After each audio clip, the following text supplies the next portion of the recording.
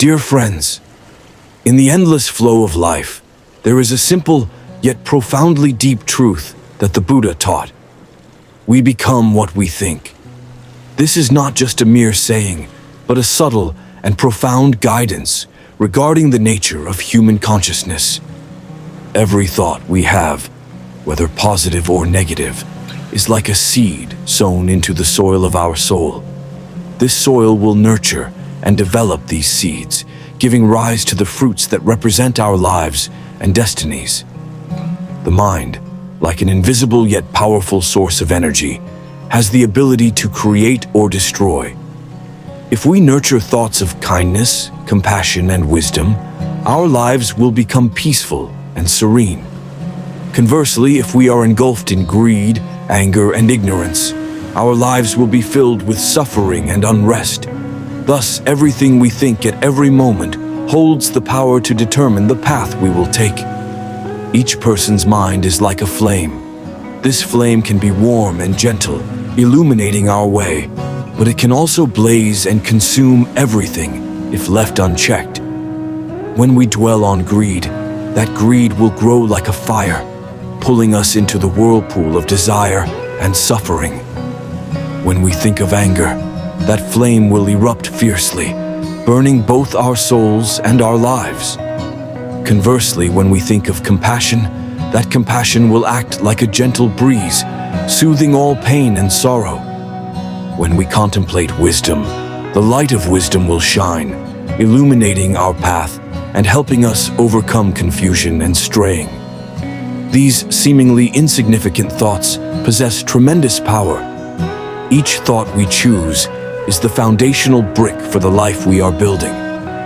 It not only affects our own minds, but also spreads, influencing our surroundings, our loved ones, and even the community. Therefore, be mindful of your thoughts, as they are the source of everything we experience in this life. When the Buddha attained enlightenment under the Bodhi tree, he clearly perceived an important truth. All experiences in this life, all suffering and joy, originate from the mind. The mind is the source of all. It is our minds, with their wholesome or unwholesome thoughts, that create the world we inhabit. Throughout his 45 years of teaching, the Buddha continually emphasized that to escape the cycle of birth and death, we must learn to master and purify our minds. The mind is the key to opening the door to enlightenment. In this life, we cannot avoid facing adversity or suffering. However, if our minds are pure, if we can control our thoughts, then we will not be swept away by those pains. Conversely, if we allow negative thoughts to take over, our lives will become dark, filled with suffering and unhappiness. In the arduous and sacred journey of Prince Siddhartha, we witness the transformation from an ordinary man to an enlightened one who discovered the path to liberation from suffering for all humanity. Prince Siddhartha was born into a royal family, the son of King Suddhodana and Queen Maya in the kingdom of Kapilavastu. From the moment he was born, the prince was surrounded by luxury and power. His father, wishing to shield him from the world's suffering, provided him with a perfect life, filled with every comfort and joy.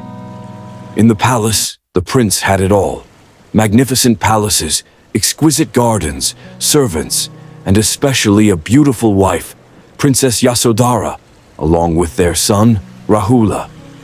Prince Siddhartha was nurtured in absolute protection. From a young age, he was trained in martial arts, horseback riding, and the skills necessary to become a future king.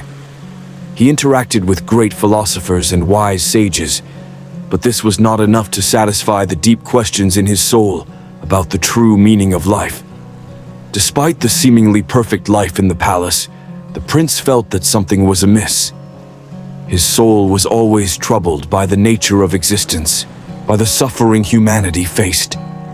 One day he decided to step outside the palace, where he first witnessed the harsh truths of life.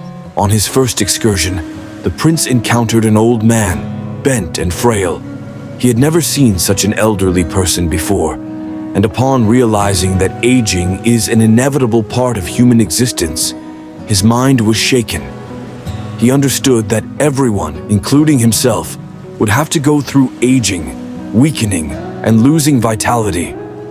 On his second outing, the prince encountered a sick person lying by the road, in pain and exhaustion. The suffering of the sick man made him realize that illness is unavoidable in human life. No matter how privileged we are, sickness can strike at any time, leaving our bodies weak and in agony. On the third outing, the prince witnessed a funeral.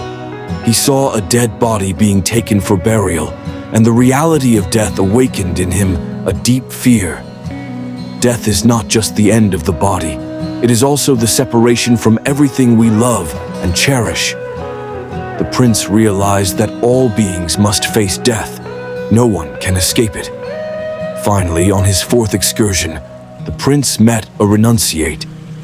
This ascetic, despite living in poverty and renouncing all desires, radiated profound peace and happiness.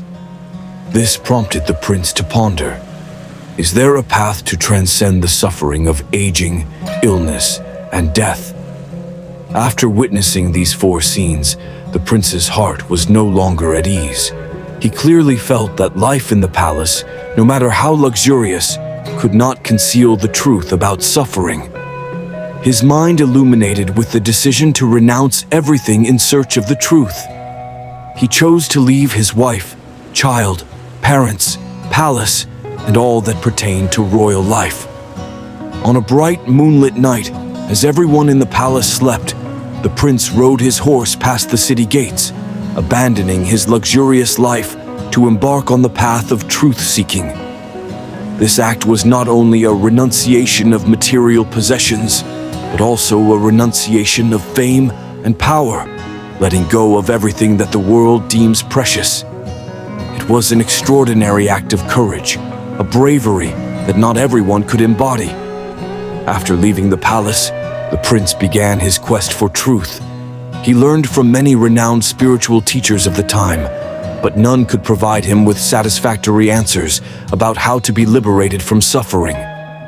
The meditation and ascetic practices taught by these masters helped him attain temporary elevated states of consciousness, but they could not free him entirely from the cycle of birth and death. Undeterred, the prince decided to practice extreme asceticism, believing that by denying all bodily needs, he would find liberation. For 6 years, he subjected himself to severe self-denial until his body was merely skin and bones, yet enlightenment remained elusive. He pushed himself to the limits of endurance, but ultimately realized that extreme asceticism was not the path to enlightenment. He abandoned that lifestyle and returned to a normal diet to prepare for a new approach. After renouncing asceticism, the prince resolved to sit in meditation beneath the Bodhi tree, vowing, "If I do not attain enlightenment, I will not leave this place." He entered a deep meditative state, where he faced all the temptations and challenges posed by Mara, the embodiment of desires, cravings, and ignorance. Mara tried every tactic to dissuade the prince from his path to enlightenment. However, with a determined mind and sharp wisdom, he overcame all temptations. And finally, on the full moon night of Vesak, he attained complete enlightenment. From that moment, Prince Siddhartha became the Buddha, the one who saw through the nature of existence and discovered the path to liberate all beings from the cycle of birth and death. He realized that suffering arises from ignorance, from clinging to impermanent and unreal things.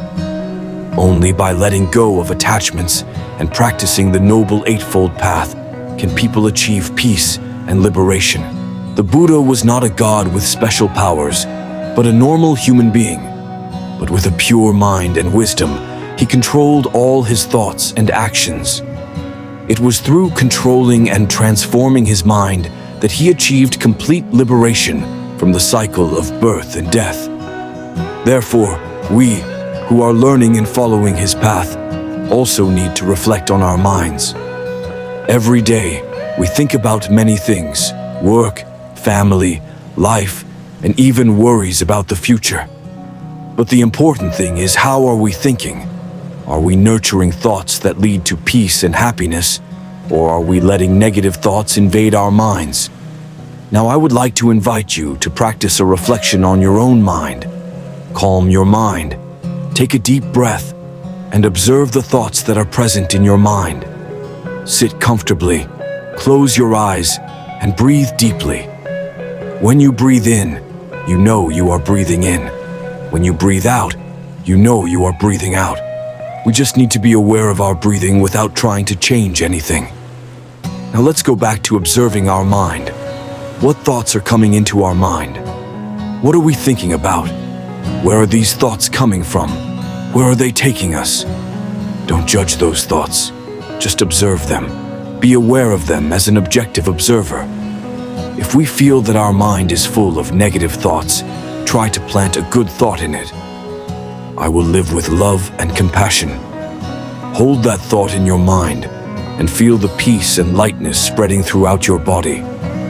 Remember, every good thought we plant in our mind is like a precious seed.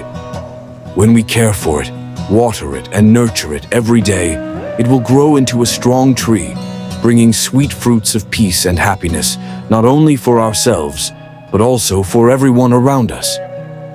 Dear friends, the Buddha's teaching, we become what we think, is an eternal truth, an extremely valuable guide for all of us. Every thought we nurture, big or small, contributes to shaping our lives. If we nurture greed and anger, we will be caught in the vortex of suffering. But if we nurture compassion and wisdom, we will be closer to liberation, to true peace.